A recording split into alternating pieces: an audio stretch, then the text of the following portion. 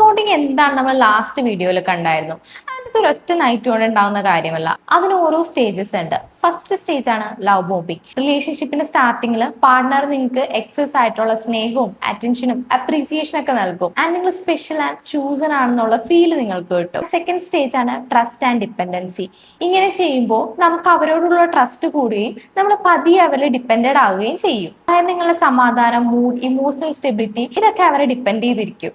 And നിങ്ങളുടെ ലോകം പതിയെ അവരിലേക്ക് ചുരുങ്ങും. അടുത്ത സ്റ്റേജ് ആണ് ഡീവാലുവേഷൻ. ഈ ഒരു സ്റ്റേജിൽ അറ്റൻഷൻ ഒക്കെ കുറയും. അതിന്റെ സ്ഥലത്ത് ഡിസ്റ്റൻസും ക്രിറ്റിസിസവും കോൾഡ്നെസ്സും കമ്പാരിസൺ ഒക്കെ വരികയും ചെയ്യും. അടുത്ത സ്റ്റേജ് ആണ് ഗ്യാസ് ലൈറ്റിംഗ് ആൻഡ് മാനിപ്പുലേഷൻ. നിങ്ങളുടെ റിയാലിറ്റീനെ ഇവർ കംപ്ലീറ്റ്ലി ഡിനൈ ചെയ്യും. അതായത് നീ ഭയങ്കര സെൻസിറ്റീവ് ആണ്, ഓവർ റിയാക്ടിങ് ആണ്, നിനക്ക് തോന്നുന്നതാണ്, നീയാണ് പ്രശ്നം ഉണ്ടാക്കുന്നത്, ഇങ്ങനെ പറഞ്ഞവരെ മാനിപ്പുലേറ്റ് ചെയ്യും. ആൻഡ് ഇവിടെ നമ്മുടെ സെൽഫ് വർത്തിനെ സെൽഫ് ഡൗട്ട് റീപ്ലേസ് ചെയ്യും. അടുത്ത സ്റ്റേജ് ആണ് റെസിഗ്നേഷൻ. ഇനി ഇതിൽ നിന്നൊന്നും ഫൈറ്റ് ചെയ്തിട്ട് കാര്യമില്ല എന്ന് മനസ്സിലാക്കി ഒരു ഹെൽപ്ലെസ് ആൻഡ് ട്രാപ്ഡ് അവസ്ഥയിലെത്തും. അങ്ങനെ നമ്മൾ നമ്മളെ സെൽഫിനെ പതിയെ നഷ്ടപ്പെടുത്തും. ഫൈനൽ സ്റ്റേജ് ആണ് ഇമോഷണൽ അഡിക്ഷൻ.